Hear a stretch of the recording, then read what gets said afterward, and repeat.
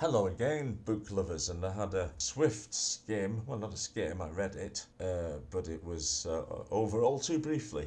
187 pages of text, after which dramatis personae, notes, of course, works cited, all about what is known as the Bronze Age collapse.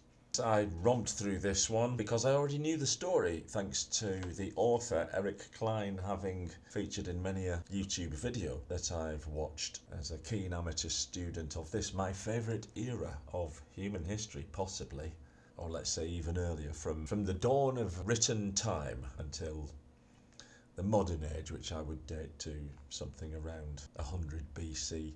In any case, here we're dealing with great sweeps of time and we're trying to find out what happened.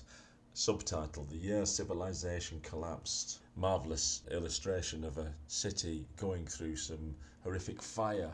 Is it a tornado? Is it a flood? Is it an earthquake? Is it a volcano? Well, spoiler, we don't know. But there is a fascinating run through the histories of the peoples of that time, written in an entertaining storytelling manner by the personable Mr. Cline, who quite freely admits that he's just presenting the evidence, and we can draw our own conclusions. As soon as you open the book, you see the map which shows you where we're talking about, where the civilization of the time stretched from Upper Egypt, which, as we know, is below Lower Egypt on our maps, and all the way up the Mediterranean coast and into Asia Minor, including, of course, Greece, the Aegean Sea, and stretching down towards Babylonia and the Persian Gulf. Each possible catastrophe provoker is analysed, starting with the mysterious Sea Peoples. If you don't know about the Sea Peoples, there's no better place to start than here, because the author is very good at giving broad sketches.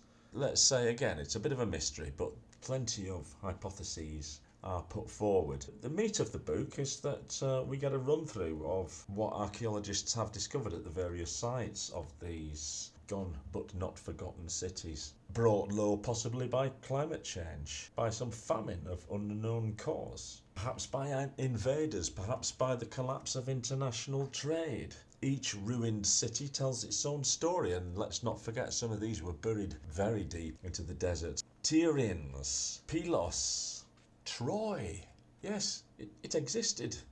Hattusa, we might know of that from the Hittites, that was their capital city. I raised my eyebrows to find how many Troys and Hattusas there have been. The people who excavate will happily talk about Bachish number 7, for example. The thing might have been destroyed or at least disinhabited for some reason, and then people returned to build over the top of it. There is just such a lot of history. And I should say this stretches back into the 2500 BC, just to set the scene, which is very well done.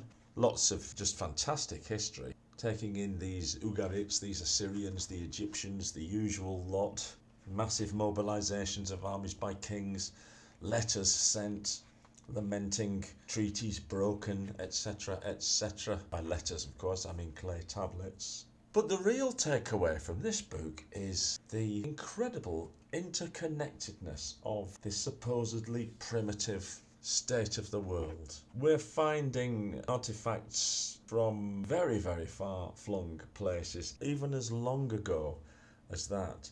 We're finding a lot of evidence of very common and fructiferous trade. We find peace treaties.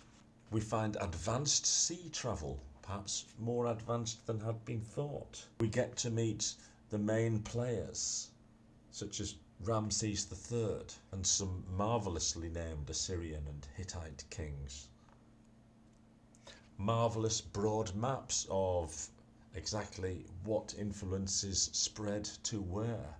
Archaeology is coming on in leaps and bounds, people. We have the testimony of an Egyptian who got shipwrecked and spent some time in Cyprus.